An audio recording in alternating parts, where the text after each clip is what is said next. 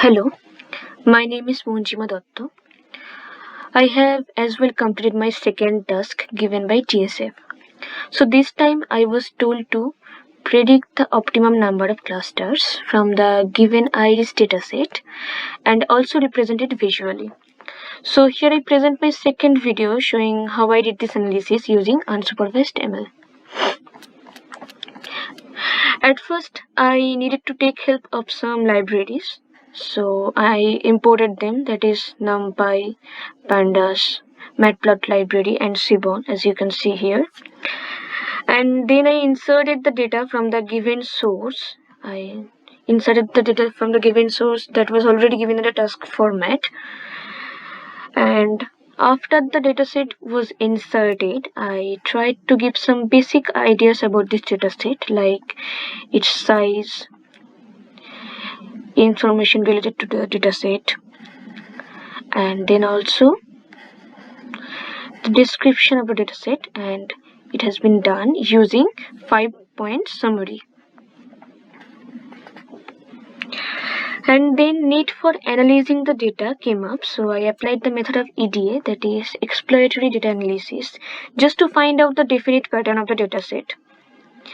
So here we employ the concept of univariate analysis and prepare distribution visualizations for each of the features, that is sepal length, followed by the diagrammatic representation of sepal width, and then comes my third diagram of petal length, followed by the diagram of petal width.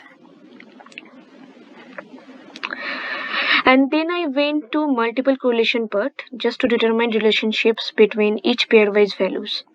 And this is my result. It is shown in the chart format.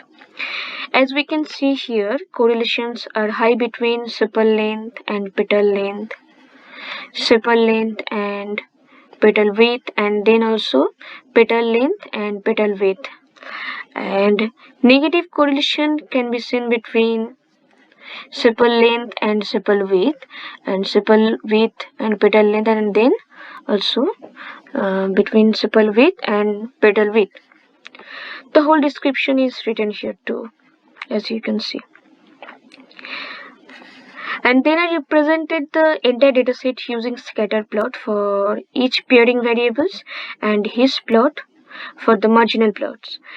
These are my diagrams. And two different clusters in each case can be seen from this whole picture.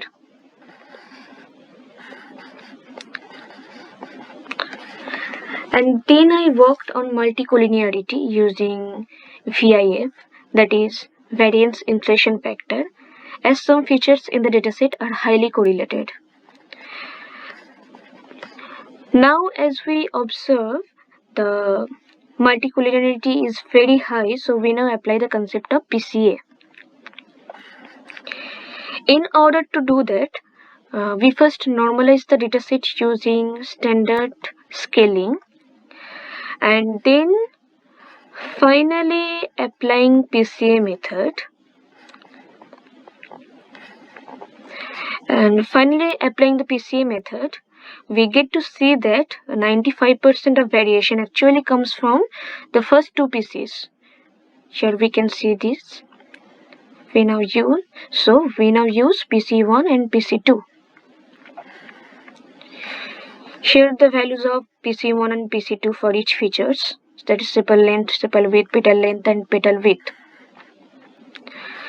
Now I aim to partition my dataset into the required numbers of clusters using k-means clustering, just to set my values to the clusters with the nearest mean.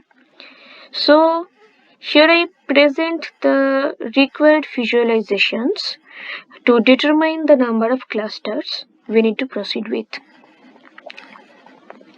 And from these two diagrams above, we can take the number of clusters as 3. And then further I prepared this diagram just to show the pattern of clusters, and then compute the cluster centers to ensure they maintain a noticeable distance from each other. Then after all these computations, I present my final table showing the values of features according to the clusters. And here are my final conclusions. As we can see here, the sepal length in cluster 2 is the largest. The sepal length in cluster 2 is the largest, and the sepal width in the cluster 1 is the smallest. And then coming to the petal length part, we can see that petal length in cluster 2 is the largest, and petal width in cluster 0 is the smallest here. And that's the end of my second task. Thank you.